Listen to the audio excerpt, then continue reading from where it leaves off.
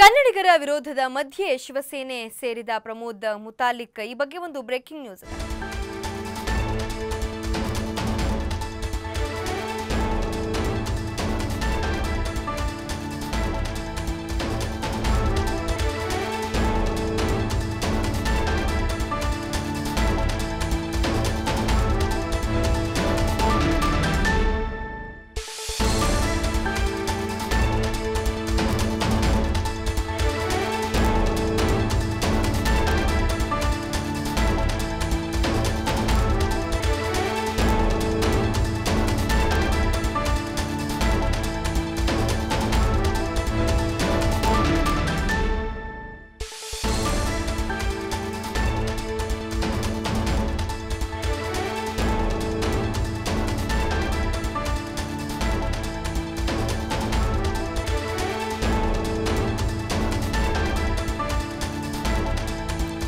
ಕನ್ನಡಿಗರ ವಿರೋಧದ ಮಧ್ಯೆ ಪ್ರಮೋದ್ ಮುತಾಲಿಕ್ ಶಿವಸೇನೆ ಸೇರಿದ್ದಾರೆ ಅನ್ನುವಂತ ಮಾಹಿತಿ ಈಗ ಲಭ್ಯವಾಗ್ತಿರುವಂತದ್ದು. ಸದ್ದಿಲ್ಲದೆ ಕನ್ನಡ ವಿರೋಧಿ ಶಿವಸೇನೆಗೆ ಮುತಾಲಿಕ್ ಸೇರ್ಪಡೆಯಾಗಿದ್ದಾರೆ. ಮುಂದಿನ ಚುನಾವಣೆಯಲ್ಲಿ ಶಿವಸೇನೆಯಿಂದಲೇ ಮುತಾಲಿಕ್ ಸ್ಪರ್ಧೆ ಮಾಡುವಂತ ಸಾಧ್ಯತೆಗಳು ಕೂಡ ದಟ್ಟವಾಗಿದೆ. ರಾಜಕೀಯಕ್ಕಾಗಿ ಕನ್ನಡ ವಿರೋಧಿ ಶಿವಸೇನೆಗೆ ಮುತಾಲಿಕ್ ಸೇರಿದ್ರ ಅನ್ನುವಂತ ಪ್ರಶ್ನೆ ಈಗ ಎದ್ದಿದೆ.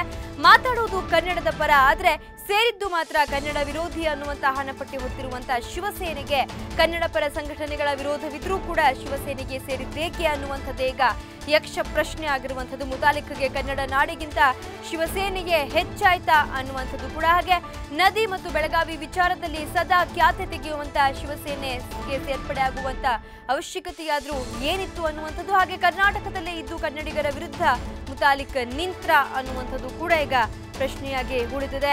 ಕನ್ನಡದ ಪರ ಇಷ್ಟಿಷ್ಟುದ್ದ ಭಾಷಣ ಬಿಗಿಯುವಂತ ಮುತಾಲಿಕ್ ಕನ್ನಡ ವಿರೋಧಿ ಅನ್ನುವಂತ ಹಣೆಪಟ್ಟಿ ಹೊತ್ತಿರುವಂತಹ ಶಿವಸೇನೆಗೆ ಸೇರ್ಪಡೆಯಾಗಿದ್ದಾರೆ ಅನ್ನುವಂಥದ್ದು.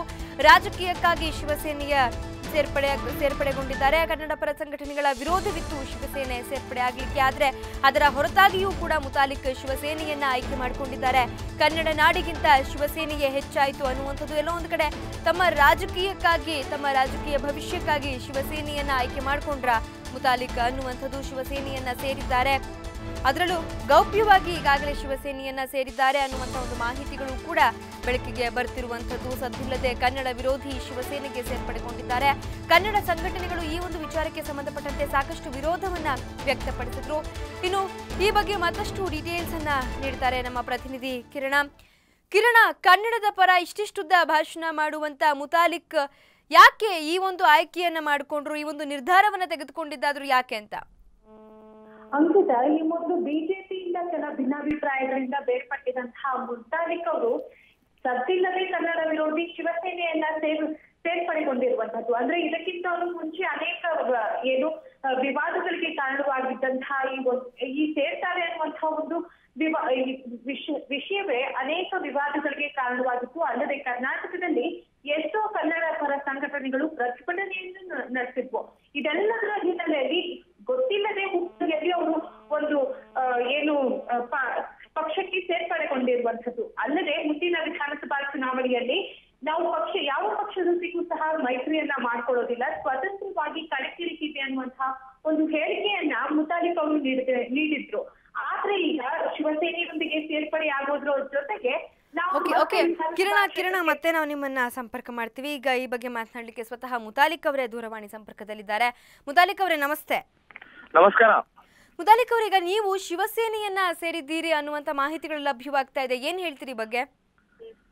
ಈಗ ಶ್ರೀರಾಮ್ ಸೇನೆಯ ಕಾರ್ಯಾಧ್ಯಕ್ಷರಾದಂತ ಪರಮ ಪೂಜನೀಯ ಸಿದ್ಧಲಿಂಗ ಸ್ವಾಮೀಜಿ ಅವರ ನೇತೃತ್ವದಲ್ಲಿ ಮೊನ್ನೆ 12ನೇ ತಾರೀಕು ಹುಬ್ಬಳ್ಳಿಯಲ್ಲಿ ಉದ್ಘಾಟನೆ ಆಗಿದೆ.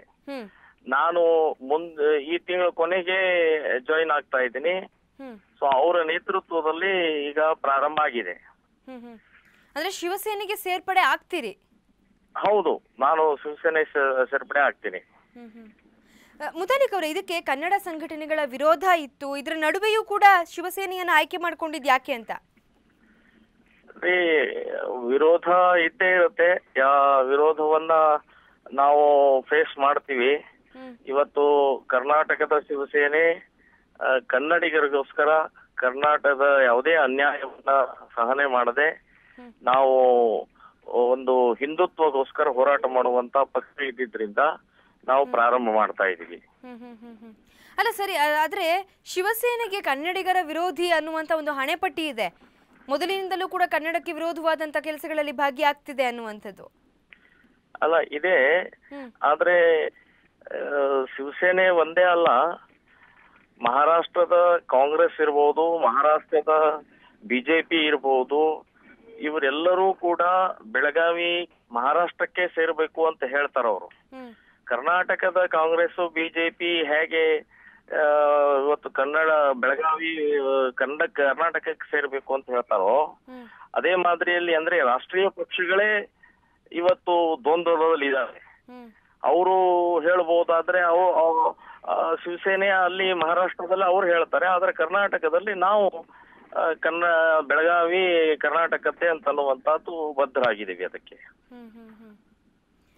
ಅಂದ್ರೆ ಇಷ್ಟೆಲ್ಲ ವಿರೋಧದ ನಡುವೆ ಕನ್ನಡಿಗರ ವಿರೋಧಿ ಅನ್ನುವಂತ ಹಣೆಪಟ್ಟಿ ಹೊತ್ಕೊಂಡಿರುವಂತ ಶಿವಸೇನೆಯನ್ನ ಆಯ್ಕೆ ಮಾಡ್ಕೊಳ್ಳುವಂತ ಒಂದು ಅಗತ್ಯ ಇತ್ತ? ಎಲ್ಲೋ ಒಂದು ಕಡೆ ಇದು ನಿಮ್ಮ ನಿರ್ಧಾರವನ್ನ ನೀವು ಯಾವ ರೀತಿ ಸಮರ್ಥನೆ ಮಾಡ್ಕೋತೀರಿ ಅಂತ? ಅಲ್ಲ, ಹಿಂದುತ್ವಕ್ಕಾಗಿ ನಾವು ಮಾಡಿದ್ದೀವಿ ವಿನಃ ಇನ್ಯಾವುದೇ ದ್ವೇಷ ಅಥವಾ ವಿರೋಧಗಳ ಎದುರಿಸಬೇಕು ಅಂತನ್ನುವಂತಹದ್ದಲ್ಲ. ಹಿಂದುತ್ವದ ಪಕ್ಷ ಇರೋದು ಇವತ್ತು ಶಿವಸೇನೆ ಮಾತ್ರ. ಬಿಜೆಪಿ ಢೋಂಗಿ ಹಿಂದುತ್ವ ಆಚರಣೆ ಮಾಡ್ತಾ ಇದೆ. ಸೊ ಹಾಗಾಗಿ ನಾವು ಹಿಂದುತ್ವದ ದೃಷ್ಟಿಕೋನದಿಂದ ನಾವು ಯೋಚನೆ ಮಾಡಿದ್ವಿ. ಇನ್ನು ಕನ್ನಡ ವಿರೋಧಿ ಅಂತ ಹೇಳುವಂತವ್ರು ಸ್ವಲ್ಪ ಯೋಚನೆ ಮಾಡ್ಬೇಕು. ಇವತ್ತು ಸುಮಾರು 300 ಕನ್ನಡ ಶಾಲೆಗಳು ಬಂದ್ ಆಗಿದ್ದು ಇಲ್ಲಿ ಬೆಳಗಾವಿ ಬಾರ್ಡರ್ ನಲ್ಲಿ ಅಲ್ಲ, ಮಹಾರಾಷ್ಟ್ರದ ಬಾರ್ಡರ್ ನಲ್ಲಿ ಅಲ್ಲ, ಮಂಡ್ಯದಲ್ಲಿ, ಚಿಕ್ಕಮಗಳೂರಿನಲ್ಲಿ, ದಾವಣಗೆರೆಯಲ್ಲಿ, ಬೆಂಗಳೂರಿನಲ್ಲಿ ಕನ್ನಡ ಶಾಲೆಗಳ ಬಂದ್ ಆಗಿದಾವೆ. ಹಾಗಾದ್ರೆ ಶಿವಸೇನೆ ಬಂದ್ ಮಾಡಕ್ ಹೇಳ್ತಾ? ಕರ್ನಾಟಕದಲ್ಲಿ ಕನ್ನಡ ಶಾಲೆಗಳಿಗೆ ಧೋಕಾ ಇರೋದು ಈ ಕ್ರಿಶ್ಚಿಯನ್ ಕಾನ್ವೆಂಟ್ ಸ್ಕೂಲ್ಗಳ ಮೂಲಕ. ಅದರ ಸಂಬಂಧಪಟ್ಟಾಗೆ ನಾನು ಹೋರಾಟವನ್ನ ಮುಂದುವರಿಸ್ತೀನಿ. ಕನ್ನಡ ಶಾಲೆಗಳನ್ನ ಪ್ರತಿಷ್ಠಾಪನೆ ಮಾಡಬೇಕು.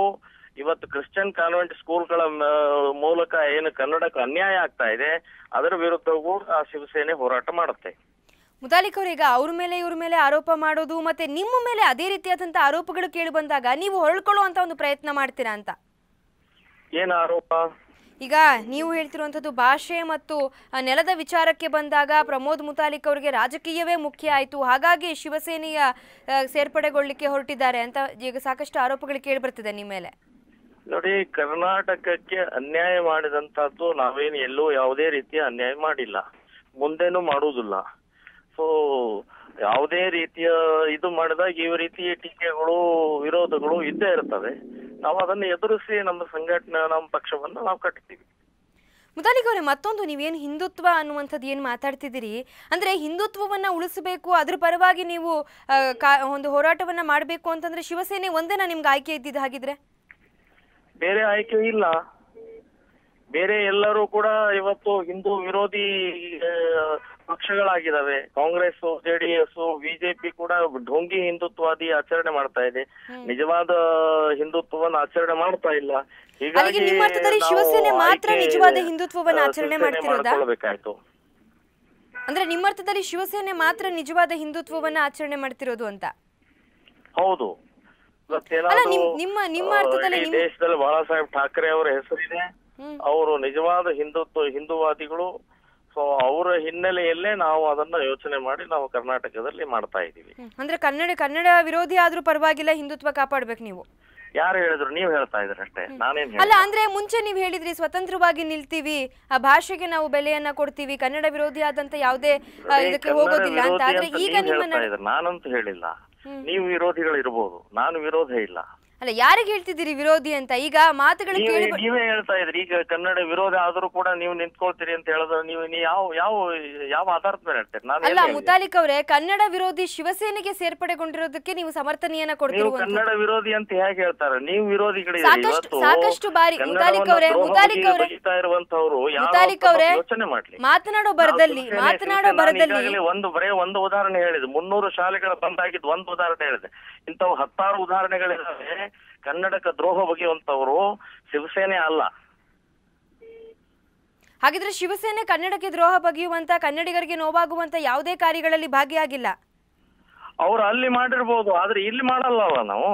ಅಲ್ಲ ಮುತಾಲಿಕ್ ಅವರೇ, ಅಲ್ಲ ಇಷ್ಟೊಂದು ಕನ್ನಡ ಪರ ಸಂಘಟನೆಗಳ ವಿರೋಧದ ನಡುವೆಯೂ ಕೂಡ ನಿಮ್ಮದೇ ಒಂದು ಪಕ್ಷ ಕಟ್ಬೋದಾಗಿತ್ತಲ್ಲ, ಶ್ರೀರಾಮ ಸೇನೆ ಪಕ್ಷವನ್ನೇ ಕಟ್ಬೋದಾಗಿತ್ತಲ್ಲ. ಏನ್ ಗೊತ್ತಾಗ್ಲಿಲ್ಲ. ಅಲ್ಲ ಶ್ರೀರಾಮ ಸೇನೆನೇ ಒಂದು ಪಕ್ಷವನ್ನಾಗಿ ಕಟ್ಟಬಹುದಾಗಿತ್ತಲ್ಲ ಅಂತ. ಇಲ್ಲ, ಶ್ರೀರಾಮ ಸೇನೆ ಇದು ನಾನ್ ಪೊಲಿಟಿಕಲ್ ಆರ್ಗನೈಸೇಷನ್ ಇದೆ, ಇದು ಪಕ್ಷ ಅಲ್ಲ, ಇದು ಸಂಘಟನೆ ಇದೆ. ಇದು ಇದನ್ನ ರಾಮಸೇನೆ ಹೆಸರಿನಲ್ಲಿ ಪಕ್ಷ ಇದ್ ಮಾಡಕ್ ಆಗೋಲ್ಲ. ಇವತ್ತು ಚುನಾವಣೆಯ ಒಂದು ನಿಯಮಗಳಿದಾವೆ. ಯಾವುದೇ ದೇವರದ ಹೆಸರಿನಲ್ಲಿ, ಶರೀರದ ಅವಯವಗಳ ಹೆಸರಿನಲ್ಲಿ ಪಕ್ಷ ಕಟ್ಟಂಗಿಲ್ಲ, ಪಕ್ಷಕ್ಕೆ ಇದು ಕೊಡಂಗಿಲ್ಲ ಅಂತನ್ನುವಂತದ್ದು ನಿಯಮ ಇದೆ. ಹೀಗಾಗಿ ಶ್ರೀರಾಮ ಸೇನೆ ಒಂದು ಸಂಘಟನೆ, ಇದು ಸಾಂಸ್ಕೃತಿಕ ಹಿಂದುತ್ವಗೋಸ್ಕರ ಇರುವಂತ ಒಂದು ಸಂಘಟನೆ ಇದು. ಆದ್ರೆ ಈಗ ಮಹಾರಾಷ್ಟ್ರದ ಒಂದು ಪಕ್ಷವನ್ನ ಕರ್ನಾಟಕಕ್ಕೆ ಎಳೆದು ತರುವಂತ ಒಂದು ಅವಶ್ಯಕತೆ ಇತ್ತ ಅಂತ? ಅಲ್ಲ, ಇರ್ಲಿ ಬಿಡ್ಲಿ, ನಮಗಿದೆ ಅದು. ನಿಮಗ ಅನಿವಾರ್ಯತೆ ಇದೆ? ಹೌದು. ಯಾಕೆಂದ್ರೆ ಹಿಂದುತ್ವಕ್ಕಾಗಿ. ಒಂದು ಈಗ ಕಾಂಗ್ರೆಸ್, ಇದು ಶಿವಸೇನೆ ಮತ್ತು ಬಿಜೆಪಿ ಅಲಯನ್ಸ್ ಪಾರ್ಟಿ ಇದೆ ಮಹಾರಾಷ್ಟ್ರದಲ್ಲಿ. ಹಾಗಾದ್ರೆ ಕರ್ನಾಟಕದ ಬಿಜೆಪಿ ಇವರು ಮರಾಠಿಯನ್ನು ಒಪ್ಕೊಳ್ತಾರ? ಬೆಳಗಾವಿಯನ್ನು ಮಹಾರಾಷ್ಟ್ರಕ್ಕೆ ಸೇರಿಸ್ತಾರ ಅವರು? ಕರ್ನಾಟಕದ ಬಿಜೆಪಿ ಉತ್ತರ ಕೊಡ್ಲಿ ಇದಕ್ಕೆ? ಅಂದ್ರೆ ಈಗ ನಿಮ್ಮ ಪ್ರಕಾರ ಶಿವಸೇನೆ ಕರ್ನಾಟಕಕ್ಕೆ ಬಂದ್ರೆ ಮಾತ್ರ ಹಿಂದುತ್ವ ಉಳಿಯುತ್ತೆ ಅಂತನಾ? ಮಾತ್ರ ಅಂತ ಹೇಳಿಲ್ಲ ನಾನು. ನಾನು ಹಿಂದುತ್ವಗೋಸ್ಕರ ಒಂದು ಸಂಘಟನೆಯನ್ನು ಕಟ್ಟಿದೀವಿ ಅಷ್ಟೇ. ಅಂದ್ರೆ ನಿಮ್ಮ ಅನಿವಾರ್ಯತೆಗೋಸ್ಕರ ಈಗ ಕನ್ನಡಿಗರ ವಿರೋಧ ಕಟ್ಕೊಳ್ಳೋಕ್ಕೂ ಕೂಡ ರೆಡಿ ಇದ್ದೀರಾ ನೀವು? ಹಾಗಿದ್ರೆ ಅದರಿಂದ ಮಾತ್ರ ಅಂತನ್ನುವಂಥದ್ದು ನಾನೇನ್ ಹೇಳಿಲ್ಲ, ನಾನು ಅಷ್ಟು ದೊಡ್ಡ ಮೂರ್ಖನೇನಲ್ಲ. ಅಲ್ಲ, ಹಾಗಿದ್ರೆ ಈಗ ನಿಮ್ಮ ಅನಿವಾರ್ಯತೆಗೋಸ್ಕರ ಕನ್ನಡಿಗರ ವಿರೋಧ ಕಟ್ಕೊಳ್ತಿದ್ದೀನಿ ಅಂತ ಅನ್ಸ್ತಿಲ್ವಾ ನಿಮ್ಗೆ ಅಂತ? ಇಲ್ಲ, ನನಗೇನು ಅನಿಸ್ತಾ ಇಲ್ಲ. ನಾನು ಕನ್ನಡಕ್ಕೆ ಎಂದೂ ದ್ರೋಹ ಬಗೆಯುವುದಿಲ್ಲ, ಬಗೆಯುವಂತ ಪ್ರಶ್ನೆನೇ ಇಲ್ಲ.